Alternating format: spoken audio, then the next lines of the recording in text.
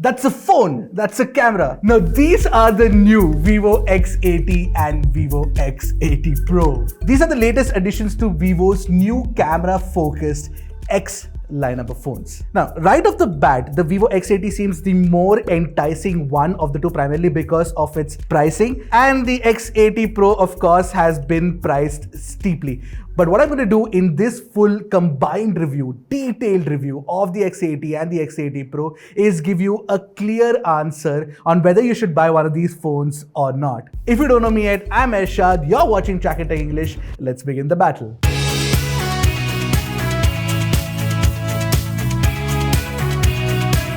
Now, before I get to the design of these phones, I must say that Vivo is currently the only brand selling flagship phones with all the necessary accessories in the box. You get a case, you get a charger, you get a Type-C cable, you also get a pair of Type-C earphones and some ear tips to go along with it. There's a screen protector pre-installed, and of course, you get the SIM ejector tool as well.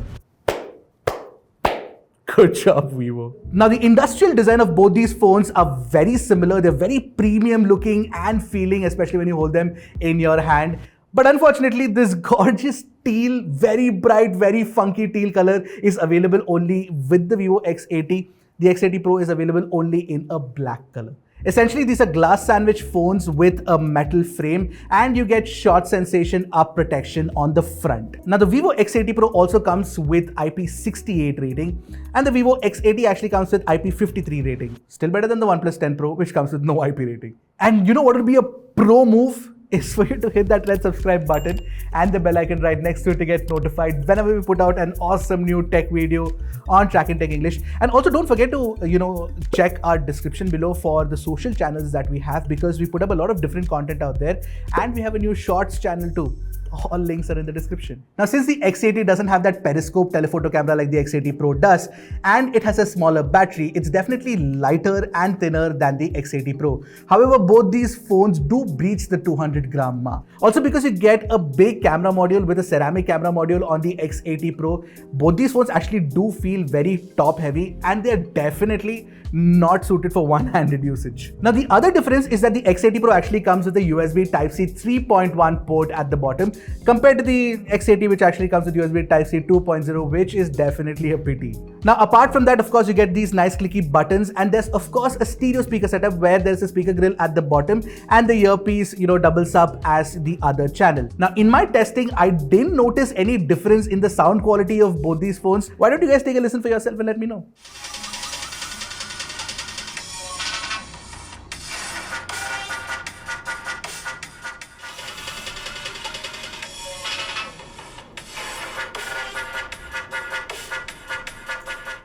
Talking about audio, you also get a fantastic hi-fi DAC inside the X80 Pro, which sounds really, really good. Of course, you will have to use your own external DAC, maybe a pass-through to actually listen to your favorite headphones as well, but it does sound very good on the X80 Pro. Overall, though, the design of both the X80 and the X80 Pro are very good, and you get this feeling that you have spent your money on the right product. Now, the display on both these phones is a 6.78-inch AMOLED panel with 120Hz refresh rate as well. But the distinguishing factor here is that the Vivo X80 Pro comes with LTPO3 technology. And what that means is that the refresh rate can go as low as 1 Hz and of course as high as 120 Hz. And more importantly, this new tech ensures that you get better power efficiency for better battery life, which I will definitely come to in a bit. In comparison, there's no LTPO tech on the Vivo X80. It can only switch between 60 Hz and 120 Hz when you want it. And the other advantage that the X80 Pro has, which for me is not that much of an advantage, is that it comes with 2K resolution compared to FHD Plus on the X80. I've been using all my time with the X80 Pro in FHD Plus resolution. Now, that said, both these displays can touch a peak brightness of a whopping 1500 nits, especially when you're playing HDR content, and that's visible when you're watching videos on YouTube. And I did check Netflix on both these phones, and you do get support for HDR10 playback as well.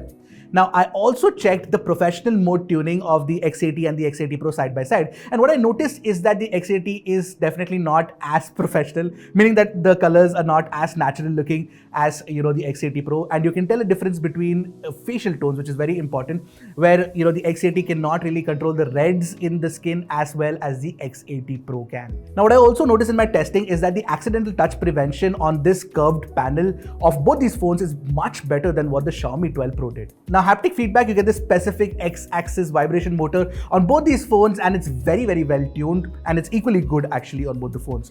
But the X80 Pro definitely has an advantage with that, very fast ultrasonic fingerprint sensor with that larger, sensor area, and it, unlocks in a jiffy. Plus, if you're really insecure, you can also add a 2-thumb authentication on, the vivo X80 Pro.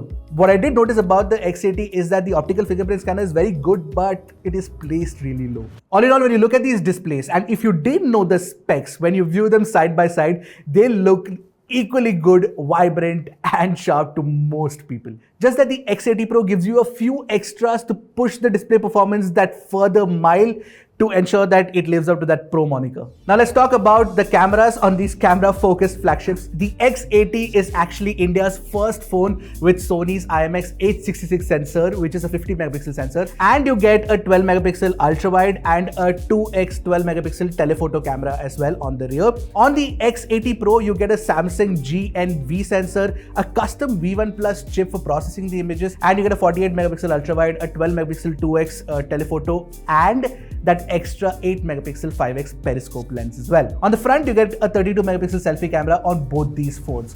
I've extensively tested the vivo X80 Pro in a recent camera review. You guys should go and definitely check that out if you haven't already. But in this comparison, I'll let you know what is the difference that you get between these camera setups on a 55,000 rupee flagship and an 80,000 rupee one. Now, starting with the detailed retention capacity of the Sony IMX866 and the Samsung GNV, clearly the fine details are slightly over-sharpened on the X80 compared to the natural details of the X80 Pro. But this is a very technical analysis of the pictures that you see on your screen right now. Most people will actually love the sharpening effect on the X80, especially when they share it on social media, because their pictures will look very, very crisp. Now, when it comes to colors, the X80 Pro has the right amount of contrast in the image, and the X80 looks slightly washed out. Now, the tuning is slightly different, but only if you observe closely. And both have a fairly accurate color reproduction of the reds, the blues, and the greens. And if you observe the special comparison of the Zeiss natural color mode and the normal mode, you will see that the reds are particularly deeper on both the phones. Now, I'm sure that a lot of folks will actually prefer this slightly oversaturated look over the neutral color science, because neutral is generally boring, isn't it? Having said that, I must say that color science processing seems to be vivo's strength right now. Now, the dynamic range performance is fantastic on both the phones and is quite nearly identical. Now, coming to pictures of people that I shot, and in the shot of Sagar in even light, I cannot tell the difference. It is like both the photos were shot by the same phone. Although against the light with HDR on, there's this specific tone mapped look on the X80, which is a bit of a put off. And the X80 Pro looks very true to life in comparison. But still, I'm very surprised that you can get a similar level of picture quality from the X80 compared to the X80 Pro. And talking about portraits, vivo throws a lot at you. You get a lot of portrait modes, plus the option to change focus post the image has been shot as well. In our testing, for some odd reason, the X80 always threw up a beautified face despite switching off all the modes. But I may be missing something somewhere. Although the edge detection and the bokeh blur are fantastic on both the phones. The cinematic portrait mode looks very good on both. Once again, I love taking pictures in this mode. Again, these are minor differences between a phone that costs 55,000 and one that costs 80,000. Now, where that 80,000 rupee phone punches ahead is in the ultra-wide angle shots, where the 48 megapixel ultra-wide on the X80 Pro is undoubtedly sharper when you pixel peep. And you get a wider field of view on the X80 Pro as well. But I still like what the X80 can achieve with the ultra-wide for the price that it is at. Now, these ultra-wides can also shoot macro, but you will get more of the subject in focus on the X80 because it doesn't have that wide a sensor. However, the macro looks sharp on the X80 Pro. But again, that's just me being very nerdy. Most people won't see too much of a difference between the macros that are shot between both the phones. Now, while the ultra-wide is definitely better than the X80 Pro, you get the same quality 2x telephoto on both the phones. You get a very similar level of details. I would say it's the same level of details and dynamic range performance too.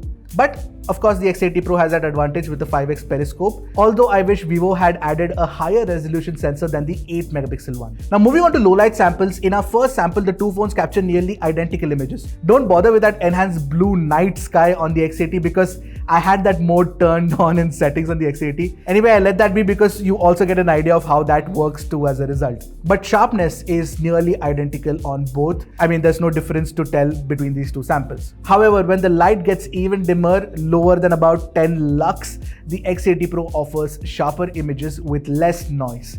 Zoom into the books on the table to see the difference. And the ultra-wide low-light shots are also better on the X80 Pro, which was expected. It is sharper, has less noise, and just generally looks better. Also, the low-light 2x telephoto is sharper on the X80 Pro because it has a wider aperture and captures far less softer images. Now, talking about selfies, the sharpness and the dynamic range performance is nearly identical on both the phones, but the X80 Pro's facial tones are way better than the X80. You can clearly see the reds on my face compared to the natural reproduction of the X80 Pro.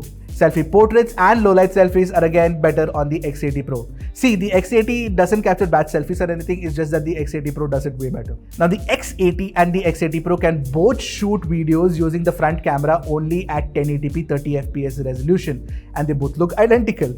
Absolutely identical. You cannot tell the two apart. At least Vivo should have added a 4K video recording option on the front on the X80 Pro for people who are paying more money. Now the same is true for 4K 60fps video as well. With standard stabilization, you get absolutely similar looking footage on both. The video quality, the dynamic range and the sound recording is all very good. But to not have that distinction between the X80 and the X80 Pro doesn't feel right. The X80 Pro also has gimbal stabilization on the 2x camera, which the X80 doesn't, which is a good advantage.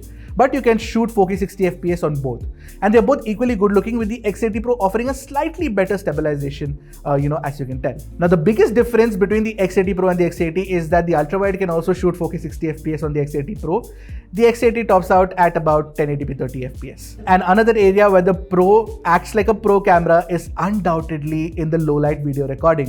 Whether you are shooting with or without AI highlight mode, the footage quality just looks way better on the Pro phone compared to the normal X80. This is where that extra V1 Plus chip comes in handy. Overall, the X80 and the X80 Pro possibly have the best camera systems on a phone in their price class. Fantastic stuff through and through. Now, one of the reasons why the X80 is kind of exciting more than the X80 Pro is because this is India's first phone with the Dimensity 9000 system on chip, and we had tested that on the K50 Pro, and this is the first time that we're seeing it on a phone in India. Apart from that, Dimensity also gives you support for Bluetooth 5.3, which is actually Bluetooth 5.2 support on the Snapdragon 8 Gen 1 inside the X80. Also, both these phones do have support for UFS 3.1 and LPDDR5 RAM as well. In our basic benchmark testing, in our Antutu run, the Dimensity 9000 actually came very close to the Snapdragon 8 Gen 1 inside the X80 Pro. However, Geekbench didn't throw up the results that I expected. I actually expected it to cross the 4000 mark because the Dimensity 9000 can actually do it in multi-core score, but it didn't do that even in balanced and in performance mode. And that brings me to our stability testing scores, where the X80 doesn't do as well as the 8 Gen 1 inside the X80 Pro. Both in CPU throttling test and in our 3D Mark wildlife stress test, it loses out to the X80 Pro. But I must mention one thing, it runs cooler compared to the X80 Pro, especially in our 3D Mark wildlife stress test score.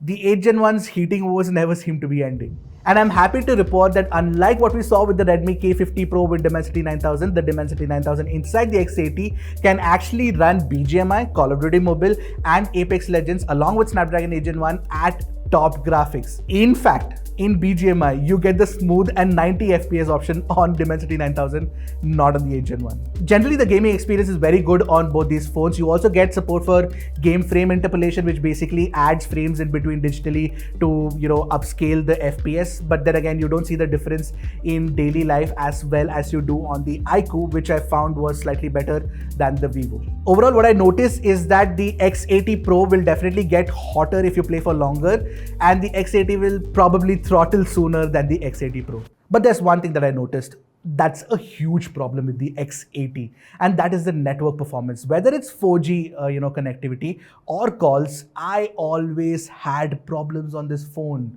every single time there would be a problem with call connectivity for some odd reason, and the 4G connectivity also wouldn't work properly. I never got good speeds either. There seems to be something off with the networking chip on the Dimensity 9000 inside the Vivo X80. There has to be a software update to fix that issue. Qualcomm generally does network radios better. Now coming to the battery performance, you get a 4500 mAh unit inside the X80 and you get a 4700 mAh battery inside the X80 Pro. I expected the Dimensity 9000 to give us better battery life, but I got about 5 hours to 5.5 hours of screen on time in my usage, which is definitely 1 day's worth of usage, but it could have been better. In comparison, the Vivo X80 Pro actually lasted me over 6 hours every single time I tried it, both in QHD and in FHD+. And you know what? That is actually the best battery performance that we've gotten from a Snapdragon 8 Gen 1 phone, along with the Motorola Edge 30. Now that I personally feel is a combination of Vivo's aggressive battery management, the fact that it uses the LTPO3 technology, and the V1 Plus chip, which actually pushes all the camera processing to that chip instead of the SoC itself. As for charging, you get support for 80-watt flash charge on both the X80 and the X80 Pro, but the X80 Pro also comes with support for 50-watt fast wireless charging as well, which is not available. In fact, wireless charging itself is not available on the X80. In our testing, the X80 took about 37 minutes to charge from 0 to 100. The X80 Pro took about 38 minutes, which is still not as good as OnePlus 10 Pro's 80-watt charging solution, which of course does it sooner for a larger 5000 mAh battery. Although one thing I must mention is that these phones don't support USB PD charging, which is a bit of a letdown, primarily because I wanted to use it with another charger, especially the StuffCool GAN charger, which I used for a trip. And unfortunately, these don't charge as fast. They are very limited to Vivo's specific flash charge technology for flash charging speeds. Now both the phones also run on FunTouch OS 12 based on Android 12, and you get the latest April security patch as well, something that Vivo has been matching with Samsung. But of course you only get 3 years of software updates, which is of course not the 4 years that Samsung provides. While on the software updates front, Vivo does a good job. FunTouch on the other hand doesn't feel very premium on these pretty expensive phones. And that's really disservice to such good hardware, especially when you see so many bloatware apps, including some really bad ones like MX Taka and George, which don't need to exist on a phone this good. And tiny things like, for example, the icon design in the notification shade is something that really gets my goat every single time I switch on FunTouch OS. I'm hopeful that Vivo is working on all of our feedback and working on a fix for more polish in their software, because that is definitely something that most people will appreciate when they're spending close to like 80,000 on a phone, or even 55,000. So here's my verdict on the more affordable X80. I think that it's a pretty good phone for what it's offering. Yes, you don't get that extras that you get with the X80 Pro, like you don't get the periscope telephoto camera, or you don't get an LTPO display, or you don't even get wireless charging. But for a modern day non-pro flagship, it does offer a lot.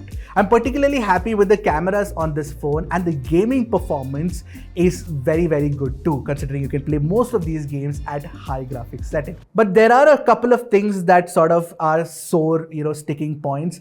And that's not really the battery life, because the battery life is actually not that bad compared to other Snapdragon 8 Gen 1 phones, especially something like the Xiaomi 12 Pro, which doesn't even give me 5 hours of screen on time. As a basic phone, for phone functionality, the X80 drops the ball. I think Vivo needs to push out an update to sort of fix that problem. And then, of course, there's FunTouch OS. Anyway, if you guys want a comparison with any other phones in its price class, do let me know in the comment section below. The more expensive X80 Pro is definitely pricier than my expectations, at least rupees 10,000 more. At 70,000, this would have been an unbeatable package. You get great cameras, you get stellar performance from Snapdragon 8 Gen 1. You also get great battery life. You get a fantastic display. The design is gorgeous. There's just a lot to like about this phone. Now, the hardware is great, but of course, the software with FunTouch OS is not that good. However, I have a very strong feeling that if anybody ends up picking up the X80 Pro, I don't know who will, but if they do, then they're going to swear by it and probably be the biggest advocates of this phone as well. I think that was a very, very detailed review. Thank you for staying till the end. And if you have any more questions, do drop them in the comment section below. Until next time, this is Aishar from Trakin Tech signing off. Keep tracking and stay safe.